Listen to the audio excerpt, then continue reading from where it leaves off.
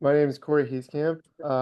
Welcome to all the medical students and residents and anyone joining us for this RAMS board Q&A webinar today. Again, my name is Corey. I'm a member of the RAMS nominating committee, and I'm a fourth year resident at Lincoln Medical Center in the South Bronx. And then we'll just go around and have our moderators introduce themselves.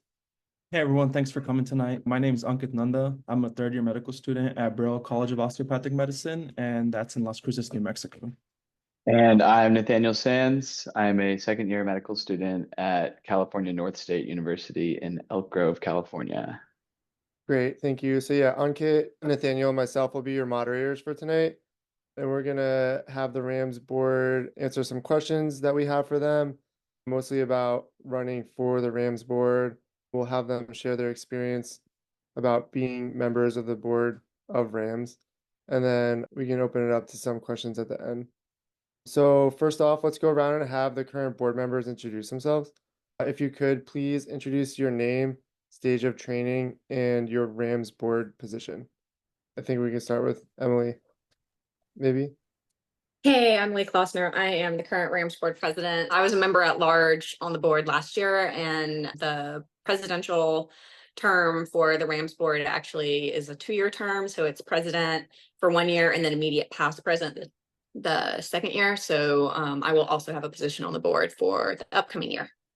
I can go next. My name is Meet. I am a third-year resident at Henry Ford Hospital in Detroit, Michigan, and I am a member at large right now on this year's board. I was encouraged to apply for the board from one of my colleagues, Daniel Jordan, who himself was a previous president of the RAMS board. He's a very matter-of-fact person if you ever got a chance to meet him, and he just asked me if I would like to, and I just said yes, not really knowing what I was going to get myself into, but we've had a positive experience contributing to the mission of RAMS, getting residents, medical students involved in as many projects as we can. And here we are. I can go next. I'm Lauren. I'm a EM intern at Stanford. I am a member at large this year. The last 2 years, I was the medical student member. I think it's a great experience, and you should just nominate yourself and apply. You can do a lot for like the greater community of SAEM through RAMS, and I think that it's been an incredible experience. I can go. My name is Sarah. It's nice to meet everybody. I'm a fourth-year medical student at University of Connecticut. As Lauren mentioned, just submitted that ERAS application. Yay. I'm one of the 2 medical student representatives. I guess going off of that, yeah, I nominated myself. Not for any particular reason other than that I have been fortunate to attend a few SAEM meetings and thought it would be a really cool opportunity to learn a little bit more about how the organization is structured and contribute to the future of a specialty that I care a lot about. It's been an awesome experience, especially at the medical student level. You get a ton of mentorship, a ton of opportunities to really interface with leaders in the field. So I would highly recommend it. I can go next. Hi guys, I'm Juliet. I'm a third-year emergency medicine resident at NYP, like Cornell, Columbia. I also nominated myself. I heard about it from somebody in our program who I loved and started on a project with him with SAEM before even getting involved. And I love med ed, so I just knew I wanted to get involved and figure out what the landscape was like across the country, how we could kind of find and create resources that would be good for everybody across the country. Like there's amazing things at every program, and if we could combine forces and create things and spread them out, I thought it would help increase the knowledge base for all ER physicians. So that's what I'm hoping to do and continue doing. I guess I can go next, although I should really never follow Juliet. I'm Allie, PGY2, also at New York Res, Cornell, Columbia. I was sort of recruited by the same member of the board that Juliet was, Mike DiFilippo. He was talking to both of us about applying, and we were very lucky to both get here.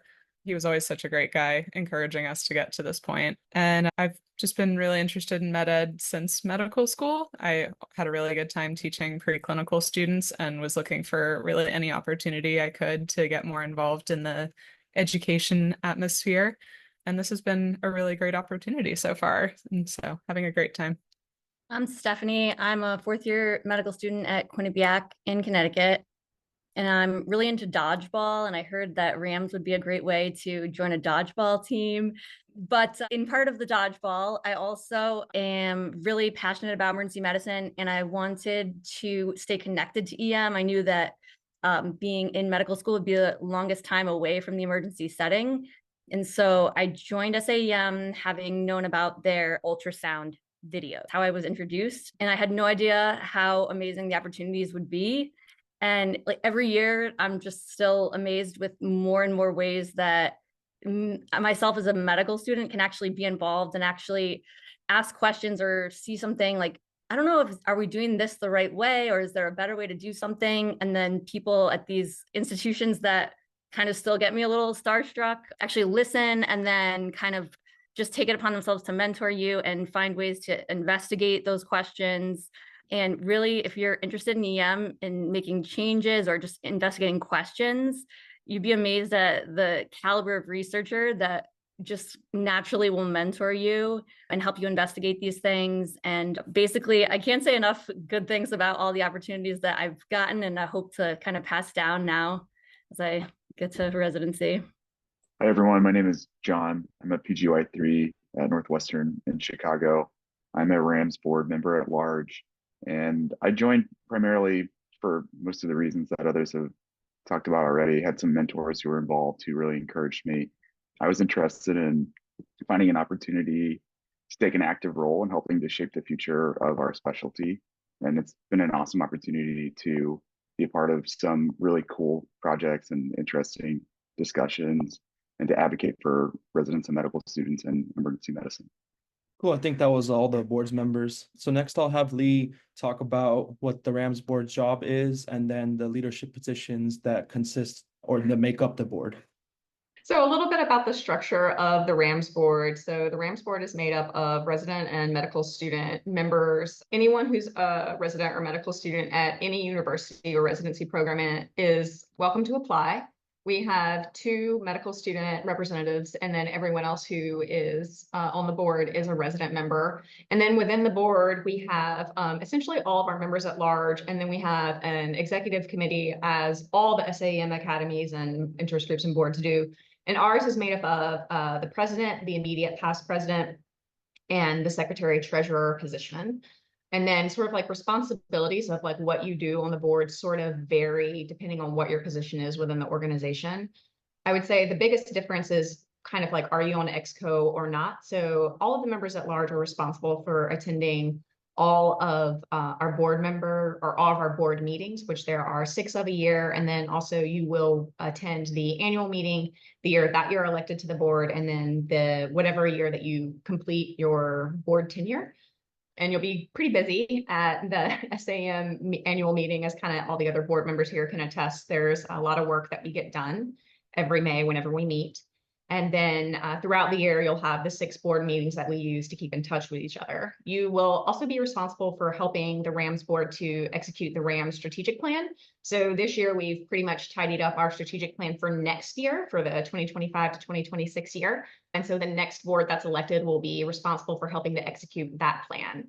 Additionally, as a RAMS board member, you are responsible for serving as the RAMS liaison to one of the committees. So you can think of SAEM as really functioning as like the SAEM Foundation, which is like grants and monetary sort of things. The academies, which are really driven by their membership and set their own agendas. And these are usually set topically, so like people who are interested in global emergency medicine or SIM or things like that. And then the committees, which are really kind of run top down from like SAEM CEO and board leadership, and they are given objectives that help to run the functions of SAEM on a yearly basis.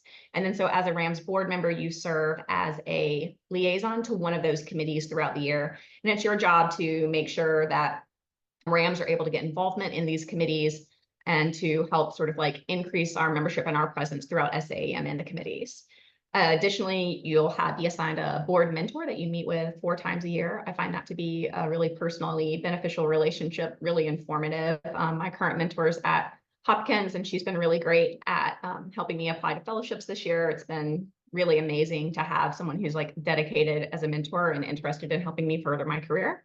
And then you'll also be responsible for kind of various other little tasks throughout the year, such as leading a webinar at some point, and then other tasks as they come up. That's the general structure. That's awesome. Thank you.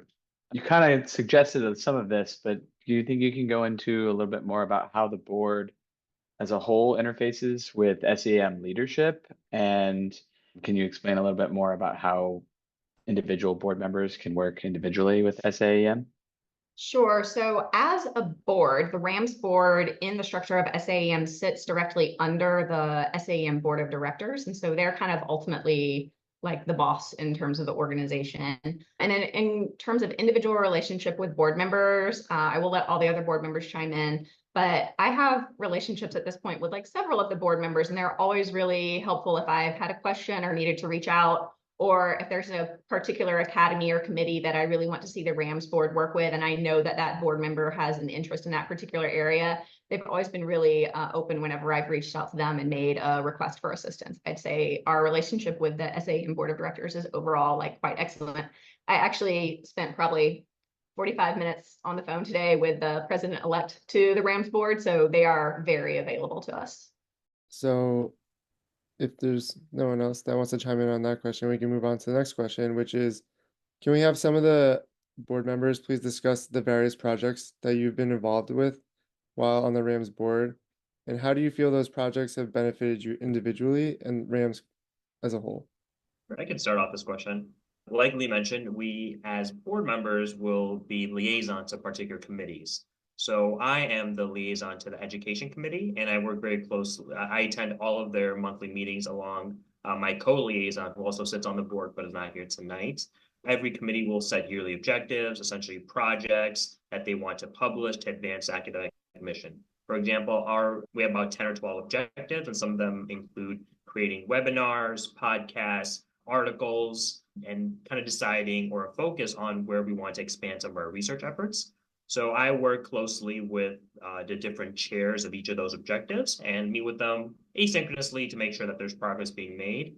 The phrase I like saying is that we're in command but not in charge, and that we have a pulse on exactly what's going on, but we're able to delegate some of the actual work that needs to be done to some of our co-chairs and other committee members, including other academic physicians, residents, medical students, vice chairs, people all over the academic organization.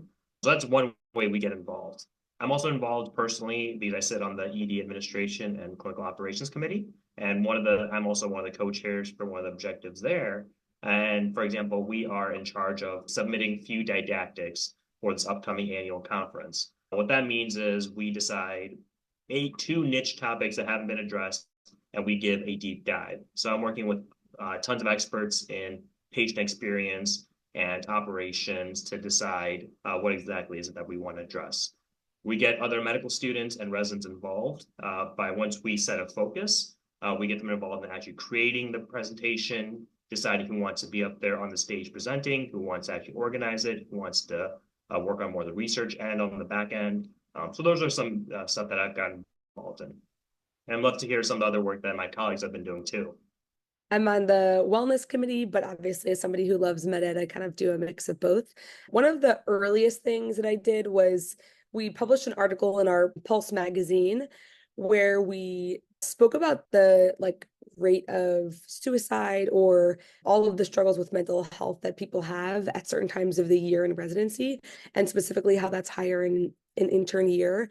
And one of the things we tried to do was specifically pick out each type of learner and everybody at different levels and say what they could do to check on each other, to help on each other. So we tried to target not just med students and interns and senior residents and attendings and program directors and say, there's a way for each of you to check on each other, and here's how you can do it.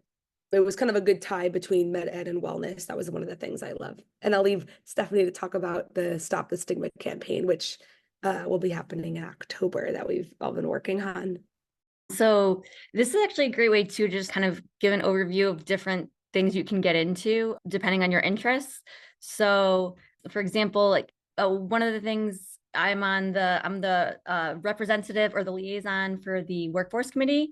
And so on the workforce committee, we talk about research, we conduct research, and we get a lot of mentorship, and it's much more the traditional academic setting that you might think. And then I'm also very artsy and I like crafting. And so basically some wonderful people on the wellness committee, we got together and we designed badge buddies that are just quick access resources for on-shift issues, such as if you have a critical incident, and you want to diffuse afterwards, there's a QR code you can scan.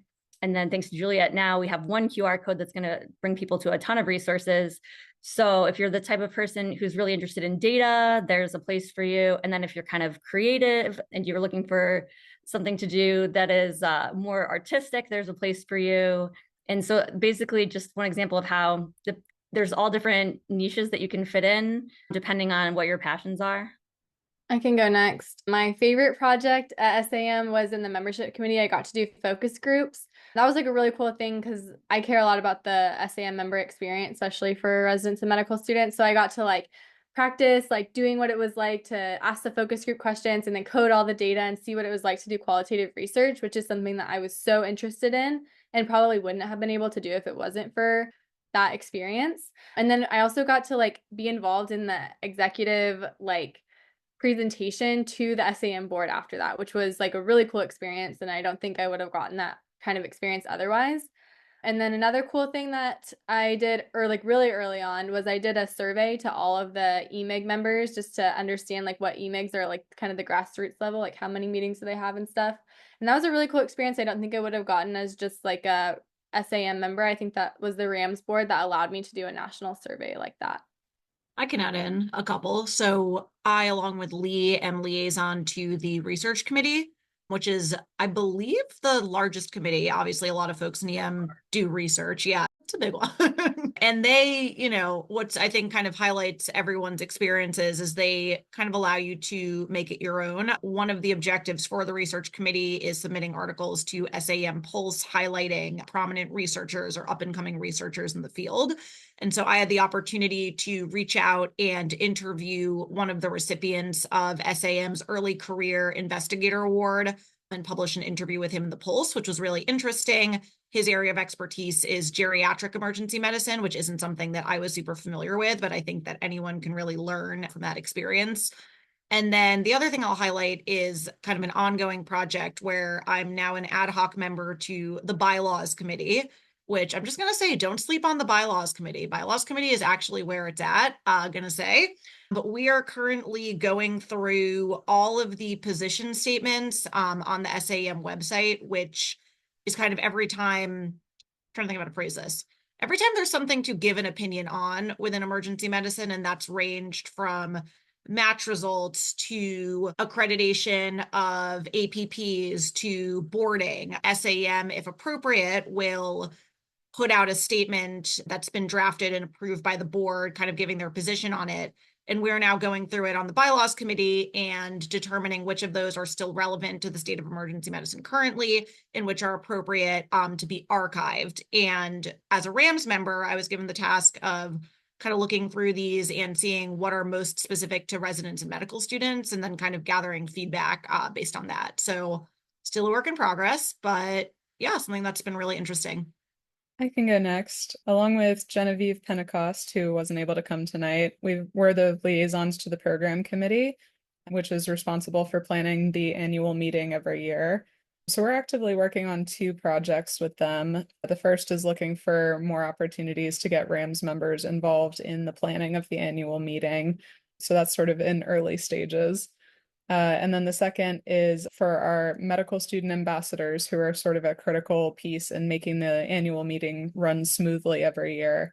We're working on building a year-long mentorship program for them so that they get a little more out of the experience being involved with SAEM and RAMS.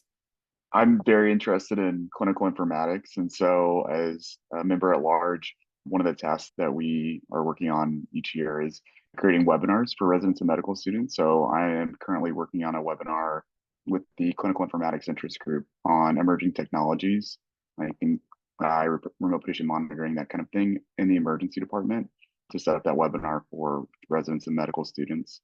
And then another thing that I'm going to be working on later this year is the Ask a Chair podcast series. So I'll be interviewing a number of different emergency medicine chairs for the SAEM podcast.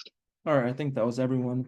So the next question is, I know some of y'all spoke on the time commitment y'all have put into each position, but I was hoping to get a rough estimate of maybe how many hours you put in each week or every month in your leadership positions. I would say over the last 3 years, it's been like the 1 hour for every other month for like the RAMS board meeting, and then the 1 hour for your committee meetings. Those are like the absolute bare minimum you can do. And you can do a lot of maximum time opportunities. Like, for example, I was off this week and I spent majority of my days on like a RAMS project that I'm very excited about working on. But some weeks you don't do anything and you just wait until the next RAMS meeting. But so it can be really flexible. Like I'm an intern, and so it's been really flexible. Like I only have a few days off, you know. So it's been great. I was gonna almost say the exact same thing. Lauren probably said it more eloquently. So I think it's definitely what you make of it. And I think also that getting to know one another, I hope this is fair to say that I think we're also pretty good at like picking up for one another. So we kind of, if somebody has like a free, like if I have a really, really busy rotation and Lauren has some downtime, then she would, I would say I have a really busy time. I can definitely work on this by XYZ date. And then Lauren would say like, oh, well, I have today off. I can do all this thing. So I think with open communication, I think that we do a good job of kind of picking up for one another, and it's very collaborative. I actually logged the hours that I've tried just to kind of answer that question for myself. And I found that anywhere between 10 to 20 hours a month. And a lot of the work with SAM projects, you'll notice, is very deadline oriented, like a lot of other things. But you know those deadlines months typically in advance. So you're able to plan for that pretty easily, I would say. Like Lauren mentioned, there's the meetings that you have to attend. And if you have another board member who is another co-liaison, you can also alternate on some of those meetings, so you don't have to go to all of them. For example, the board meeting as well is something that we all need to be at. Again, but that's only typically an hour every other month, if not every month. So that's very doable in the grand scheme of things. And because we know this sort of schedule months in advance, when you're requesting your monthly or block schedule with your particular program, it's pretty easy to request that block of time off during that day. And then as project deadlines approach, again, we're all ER doctors, we're always doing a million different things. You'll probably start focusing a lot of your efforts closer to the deadline, I'm sure. But again, at least in my experience, I haven't found more than 10 to 20 hours a month, which has been, again, as senior resident who's also involved in many other parts of the department, my own research, my own personal interest projects, I found it to be very manageable. I think I'm the only exco member who's here, so I guess I'll talk a little bit about like the differences in like being a member at large and then being on the exco, because I think that's kind of where like the time difference and what you have to put in shifts. So I was a member at large last year, and I agree with what everyone says. Like there are, the sort of like mandatory things that you should know that you're definitely be in for, which is like your committee liaison meetings. You're going to be committed to a couple of projects throughout this year, but the time on those is, and when you do those, is kind of fungible. And then also our RAMS board members in addition to the annual board or the annual meeting, SAEM commitment. And then if you're on the exco, so the president or the positions that you could run for that this year would be secretary treasurer or the presidency. And so in addition to everything that the rest of the board members are doing, the exco meets every month that the RAMS board doesn't meet.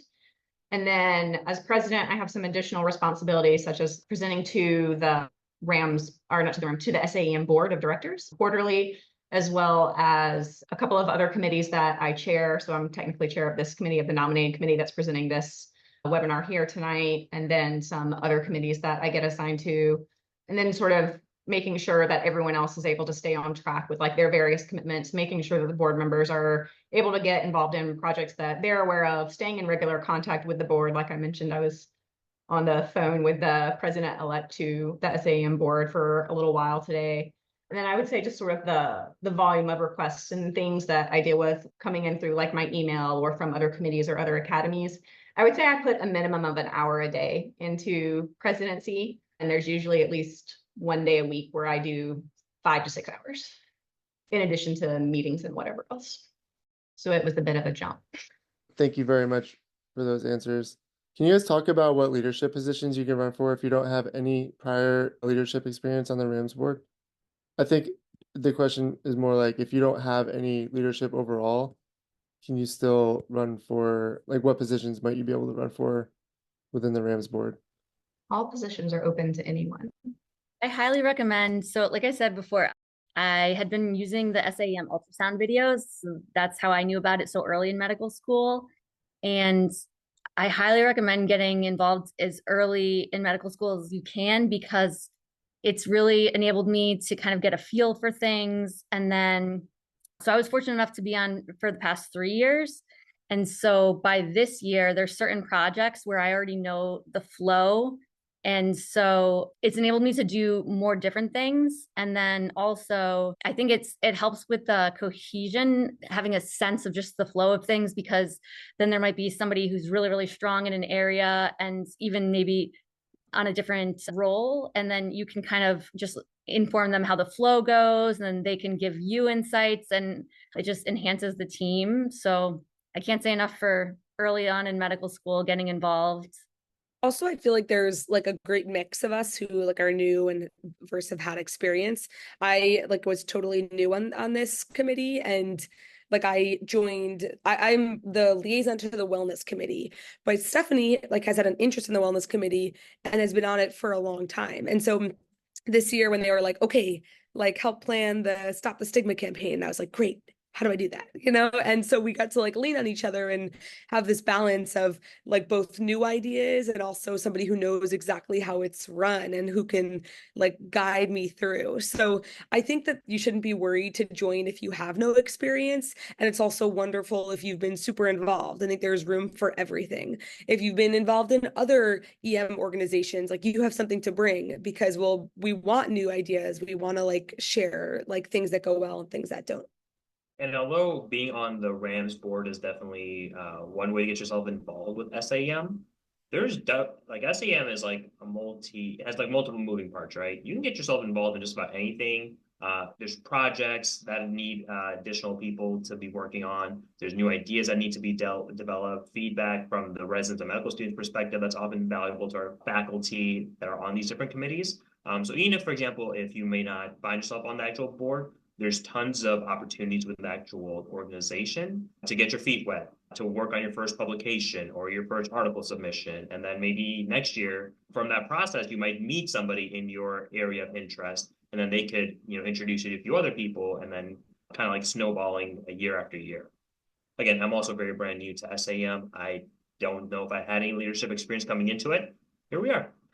I think it's also worth mentioning that the members of SAEM who are not residents and medical students are super receptive to having residents and medical students participate and take an active role in all these projects and initiatives and really value our input. So if you have interest, definitely look into it. Yeah, I agree. One of the things I feel like we want to do is get people involved, even if they're not on the board. And if you do become a member of the board, like we love when people spread like the useful resources or the projects to people that they know, like at their schools or someone, if you're a resident, like someone you did a sub-I with, like anybody in the EM community, the goal is to like share resources and add to our knowledge base and very much not like keep it to ourselves. Can y'all explain the timeline for running for a position in the RAMS board, and then what the term length is for each position? I can take this one. I believe that we are open now for applications, and then they close in November. I will have to get the date if anyone else can help me by looking up the final submission date. It's actually open for quite a bit of time. Election ballots will go out in the winter, and then decisions are made in February. You will start your term at the annual meeting, so that would be in May in Philadelphia or in 2025. And then your term will extend until the next annual meeting. The only exception to this really is, like I said, the position that I'm holding currently, where there's a second year that's linked to it, which is the immediate past president role. All other positions are on a 1-year basis. I think that about answers that question. Can you guys provide some advice to applicants when they're completing their application to run for a board position? Yeah, I mean, at risk of sounding cliche, I think be yourself and be open about your strengths or weaknesses and what your interests are. Kind of like I know Juliet and everybody touched on so far seems like everyone's always looking for new ideas, looking for new perspectives. So if you have things that you're interested in, if you have an area of interest, I think when I did my application, I highlighted how much I really like ultrasound as well as public health. So yeah, just speak to who you are. Everyone's really nice. Nobody's going to judge you for anything. So based on like once you submit your application and for the nomination, there is also a voting process that goes out to SAEM members to vote for your ultimate position. I would also say emphasize what you are going to like bring to the board. Like, for example, Juliet was like into med ed, like that's something that's important to the mission of SAM. Like if you care about the membership experience, like that would be something, or what committee work you've done before, like what your passions within SAM are. Those are things to highlight in all of the questions if you can. I agree with Lauren. Like it doesn't have to be like something that you think the board wants. Like if it's something that you're passionate about in emergency medicine, like that's going to be something that we're going to be excited to have. Awesome. We're also wondering if you guys can kind of touch on, I know on the application, I think it asks to describe or maybe favors like SAM experiences. Can you just talk about what kind of prior SAM experiences might be considered more favorable? So at least starting off, this is my first year in SAEM, and this is the only position I've ever held here. So while I'm sure like previous experience in SAEM is helpful and favored, it's not absolutely necessary. I second that as well. My first time in any official capacity on a national emergency medicine organization without any prior experience. There's the part of the job is just figuring and kind of like learning on the job. The good news is that it's a well machine. There have been people who have been doing this job for a long time, including our executive committee, the board of directors, as well as the governance and like actual SAM team. So they're gonna make sure like the wheels are still turning, right? And like I said, it's a great way for you to also, again, decide for yourself, is academic medicine something that you want to continue working on? If so, then great. You can kind of dedicate your career to this. But if you also decide by participating that maybe it's not the right thing for you, or maybe it's just not the right thing for you, a lot of resident and medical students experience is also just figuring out what your career interests are. And for some people, academic emergency medicine is it. And for other people, it's not. So there's also a kind of matchmaking process in that sense too. You can also put like if you submitted an abstract or went to a regional meeting, those count as like SAM experience, and that's like a way you networked at one point to submit your project. And I'll just add kind of to like what Lauren and everyone else has said. I don't know that any experiences within SAM would be considered like more favorable than others. It's like, are you interested and do you have things that like you would like to contribute? I think those are the most important things. And I also think like you can have relevant experiences outside SAM that really strengthen your application as well. So for example, in my first board application, I had little experience in SAM, really mostly through GMA, which I'd say is like, my personal love and like my personal academy that I know I'll be involved with for the rest of my life, or at least the rest of my professional life, we'll put it that way.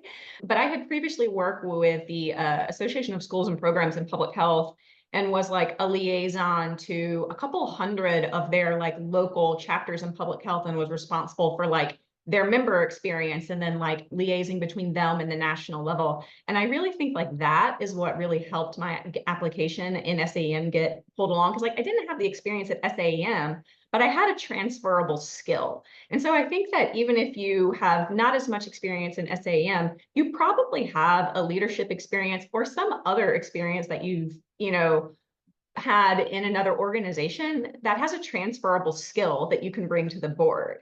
Like one of our current members at large worked in politics and messaging for like a long time. And like, I've come to him before with like a question, like, hey, would you like to weigh in on this? We know that we can really trust you to help speak for the group. So I think there's a lot of different experiences you can have in your life or in your professional career that can really strengthen your application to being a board member, even if you haven't had as much experience within our particular organization. I think also we know that like at my school, we didn't have a big EM, we didn't have an EM residency, we didn't have a big EM program. And so like we didn't even like anybody who's interested in EM didn't really know about these organizations. And that's okay. That's not going to put you at a disadvantage. Like getting involved now, it's just like Lee said, there's so many different like skills that you have that could be useful and could be helpful. And seeing that you love what you do and you have an interest in something is like also just as important. And it's so great that like now you're getting involved. Awesome. Well, those are all the questions that we had lined up. Thank you very much to the board members. We can now open the floor to anyone, medical students, residents, anyone else who's here who joined us to ask any questions you might have. You can drop the question into the chat or just go ahead and unmute yourself and ask away. Also, I'm wondering if we should post the SAEM email so that anybody can send emails to us, like the RAMS email. Yeah, that would be probably super helpful for anyone who watches this webinar because it's being recorded. So There might be people who are working and might watch this and then have questions. Does anyone have that email? I don't have it. I think it's rams@saem.com. Oh wait, is it sam.org? I just dropped a link in the chat as well. There's a RAMS president at SAEM.org email as well. So RAMS president will reach the EXCO for sure. And then you can also always email governance for assistance as well. And if any medical students have any questions, I don't want to speak for you, but Sarah, but definitely reach out. I would put my email but Sarah and I's email are probably about to change. You can So- definitely speak for me. And I'm happy to Okay. just drop my Gmail. That has been in existence for a very long time, and I don't think it's going anywhere. And if you have any like trepidations about being a medical student and taking part, or any questions about any of that, definitely reach out to either one of us or both of us. Well, for anyone watching this recording, there's a bunch of emails in the chat that you can use to send questions to either individuals or the rams@saem.org will get you to SAM staff and the RAMS board members. I don't see any questions. So I think with that, we'll conclude our webinar for tonight. Again, please feel free to reach out to board members with any questions. Again, for anyone watching this, you can email rams@saem.org, or there's a bunch of individual emails in the chat. We hope everyone will consider applying for the RAMS board this year. And with that, I hope everyone has a great night. Take care, everybody.